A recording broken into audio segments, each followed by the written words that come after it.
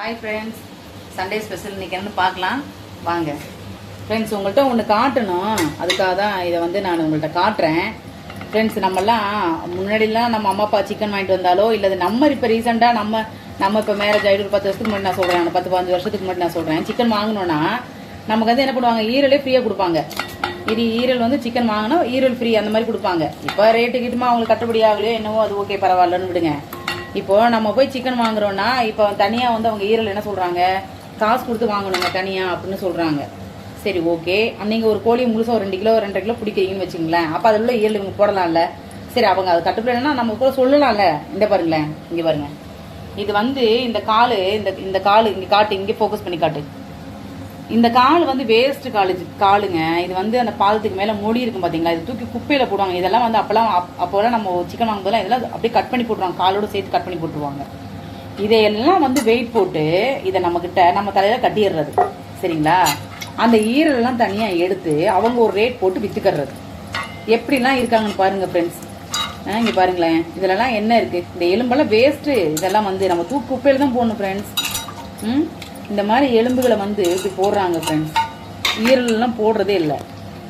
ஓகேங்களா? சரி, நம்ம 1/2 கிலோ வாங்கினா ஒரு வேளை வராதுன்னு ஓகே பரவாயில்லன்னு விடுங்க. 1 கிலோ வாங்கினாலும் பரவாயில்ல அந்த மாதிரி சொல்கிறது. சரி, ஒரு கோழியே முழுசாக பிடிச்சா அந்த கோழிக்கு உண்டானதுக்கும் தரதில்லை. இங்கே பாருங்க, இங்கே பாருங்க, இந்த மாதிரி காலெல்லாம் இது என்ன இருக்குன்னு நினைக்கிறீங்க? ஒன்றுமே இருக்காதுங்க. இது வேஸ்ட் குப்பையில் போடக்கூடியது. சரிங்களா? இதை நம்ம தலையில் கட்டிடுறது. இங்கே பாருங்க, அந்த ஈரலை வச்சு அவங்க தனியாக நம்ம காசுலேயே தாங்க அந்த மாதிரி பண்ணுறது. குப்பையில் போட்டு நமக்கு ஈரலை போட வேண்டியதுக்கு இதிலே நமக்கு இடைக்கு உள்ளே வந்துடுறது.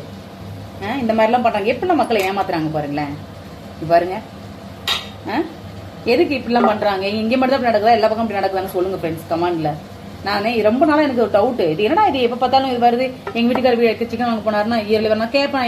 என்னங்க ஈரலே வாங்கிட்டு வர மாட்டேங்கிறேன்? எப்போ நான் சொல்லிட்டேன்ப்பா, அவங்க போட மாட்டேங்கிறாங்க. ஒரு ஈரலுக்கு ஒரு கோழிக்கு உண்டான ஒரு ஈரலை போகிறதுக்கு நம்ம என்ன 1/2 கிலோ ஈரல் கேட்டோம்? இல்லை, ஒரு கோழிக்கு உண்டான ஈரலை போட மாட்டாங்களா? குப்பையில் போடுறது நம்ம தலையில் கட்டிட்டு ஈரல் தூக்கி அவங்க சேல்ஸ் பண்ணுறது.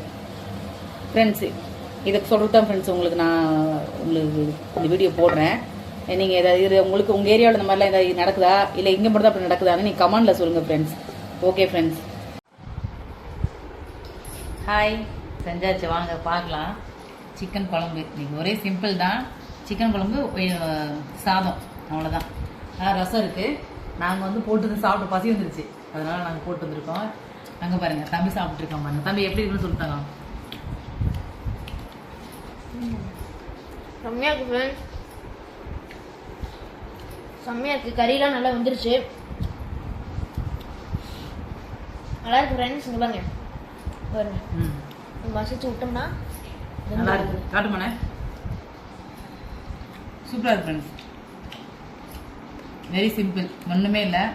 அது எதுவும் போடல. நம்ம வீட்டு குழம்பு தூள் மட்டும் தான். சிக்கன் குழம்பு, ஒயிட் ரைஸ், சூப்பராக இருக்குது.